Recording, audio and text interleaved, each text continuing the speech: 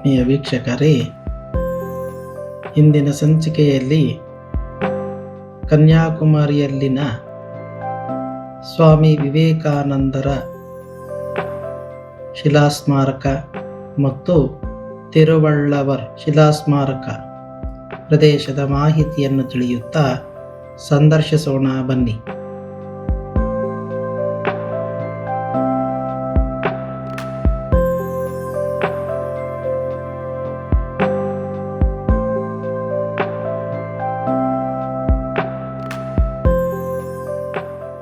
ಭಾರತದ ದಕ್ಷಿಣ ತುದಿಯಲ್ಲಿರುವ ಕನ್ಯಾಕುಮಾರಿ ಪ್ರದೇಶವು ಧಾರ್ಮಿಕ, ಐತಿಹಾಸಿಕ ಮತ್ತು ಭೌಗೋಳಿಕವಾಗಿ ಅತ್ಯಂತ ಮಹತ್ವದ ತಾಣವಾಗಿದೆ.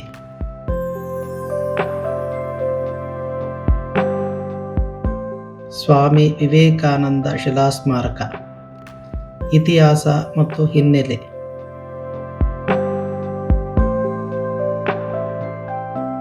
1892 ಡಿಸೆಂಬರ್ನಲ್ಲಿ ಸ್ವಾಮಿ ವಿವೇಕಾನಂದರು ಕನ್ಯಾಕುಮಾರಿಗೆ ಭೇಟಿ ನೀಡಿದ್ದರು.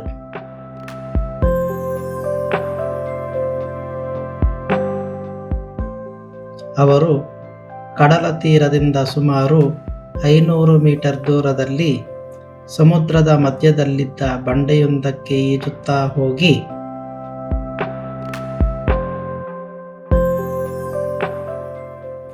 ಅಲ್ಲಿ ಸತತ 3 ದಿನಗಳ ಕಾಲ ಡಿಸೆಂಬರ್ 25, 26 ಮತ್ತು 27ರವರೆಗೆ ತೀವ್ರ ಧ್ಯಾನ ಮಾಡಿದರು.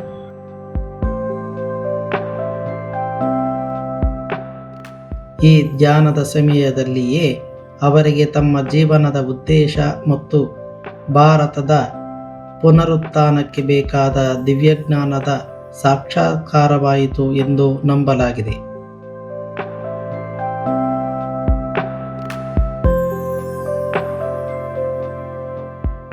ಇದಾದ ಕೆಲವೇ ದಿನಗಳಲ್ಲಿ ಅವರು ಚಿಕಾಗೋದ ಜಾಗತಿಕ ಧರ್ಮ ಸಮ್ಮೇಳನದಲ್ಲಿ ಭಾಗವಹಿಸಲು ತೆರಳಿದರು ಎಂದು ಹೇಳಲಾಗುತ್ತದೆ. ಸ್ಮಾರಕದ ನಿರ್ಮಾಣ. ವಿವೇಕಾನಂದರ ಜನ್ಮ ಶತಮಾನೋತ್ಸವದ ನೆನಪಿಗಾಗಿ 1960ರ ದಶಕದಲ್ಲಿ ಏಕನಾಥ್ ರಾನಡೆ ಅವರ ನೇತೃತ್ವದಲ್ಲಿ ವಿವೇಕಾನಂದ ರಾಕ್ ಮೆಮೋರಿಯಲ್ ಕಮಿಟಿ ಸ್ಥಾಪನೆ ಆಯಿತು.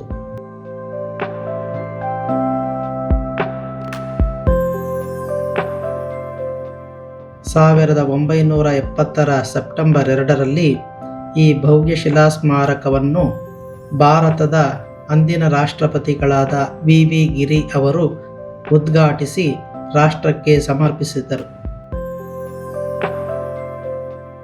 ವಿವೇಕಾನಂದ ಮಂಟಪ. ಇಲ್ಲಿ ಸ್ವಾಮಿ ವಿವೇಕಾನಂದರ ಭವ್ಯ ಕಂಚಿನ ಪ್ರತಿಮೆ ಇದೆ.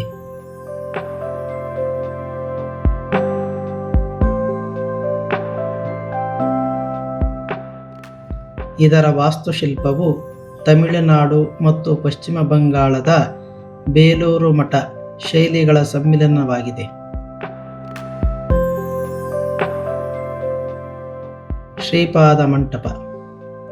ಪುರಾಣಗಳ ಪ್ರಕಾರ ಪಾರ್ವತೀ ದೇವಿಯು ಶಿವನನ್ನು ಪಡೆಯಲು ಇದೇ ಬಂಡೆಯ ಮೇಲೆ ಒಂಟಿ ಕಾಲಿನಲ್ಲಿ ನಿಂತು ತಪಸ್ಸು ಮಾಡಿದಳು ಎನ್ನಲಾಗುತ್ತದೆ.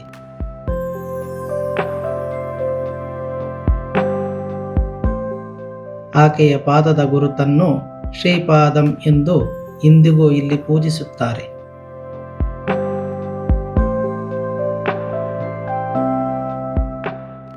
ಈ ಪ್ರದೇಶಕ್ಕೆ ಕನ್ಯಾಕುಮಾರಿ ಎಂಬ ಹೆಸರು ಬರಲು ಇಲ್ಲಿರುವ ಪ್ರಸಿದ್ಧ ಭಗವತಿ ಅಮ್ಮನ್ ದೇವಸ್ಥಾನ.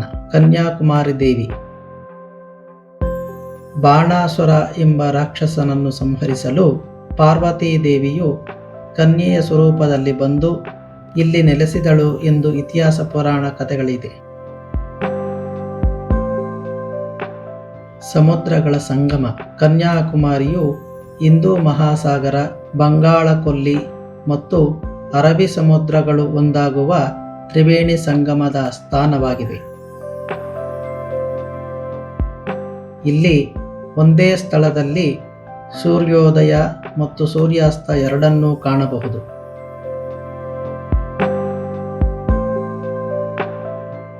ಸ್ವಾಮಿ ವಿವೇಕಾನಂದ ಶಿಲಾ ಸ್ಮಾರಕದ ಪಕ್ಕದ ಮತ್ತೊಂದು ಬಂಡೆಯ ಮೇಲೆ ತಮಿಳಿನ ಶ್ರೇಷ್ಠ ಸಂತ ಕವಿ ತಿರುವಳ್ಳರ್ ಅವರ 133 ಅಡಿ ಎತ್ತರದ ಬೃಹತ್ ಕಲ್ಲಿನ ಪ್ರತಿಮೆಯನ್ನು ನಿರ್ಮಿಸಲಾಗಿದೆ. ಇದು ಅವರ ಕೃತಿ ತಿರುಕ್ಕುರಳ್ 133 ಅಧ್ಯಾಯಗಳನ್ನು ಪ್ರತಿನಿಧಿಸುತ್ತದೆ.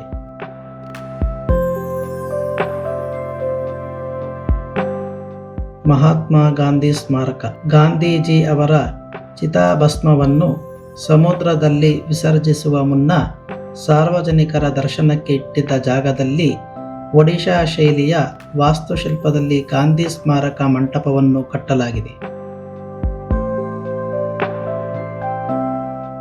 ಪ್ರತಿ ವರ್ಷ ಅಕ್ಟೋಬರ್ 2ರಂದು ಸೂರ್ಯನ ಕಿರಣಗಳು ನೇರವಾಗಿ ಗಾಂಧಿಯವರ ಚಿತಾಭಸ್ಮ ಇಟ್ಟಿದ್ದ ಜಾಗದ ಮೇಲೆ ಬೀಳುವಂತೆ ಇದನ್ನು ವಿನ್ಯಾಸಗೊಳಿಸಲಾಗಿದೆ.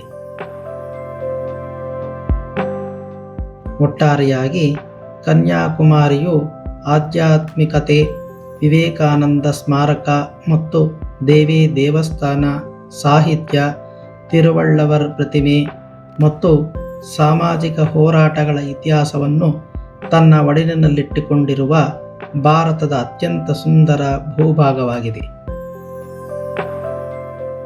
ಆತ್ಮೀಯ ವೀಕ್ಷಕರೇ, ವಿಡಿಯೋದಲ್ಲಿನ ಮಾಹಿತಿ ಇಷ್ಟವಾದಲ್ಲಿ ಚಾನಲನ್ನು ಸಬ್ಸ್ಕ್ರೈಬ್ ಮಾಡಿಕೊಂಡು ಲೈಕ್ ಮಾಡಿ, ಬೆಲ್ ಐಕಾನ್ ಅನ್ನು ಒತ್ತಿ ಮತ್ತು ಶೇರ್ ಮಾಡಿ.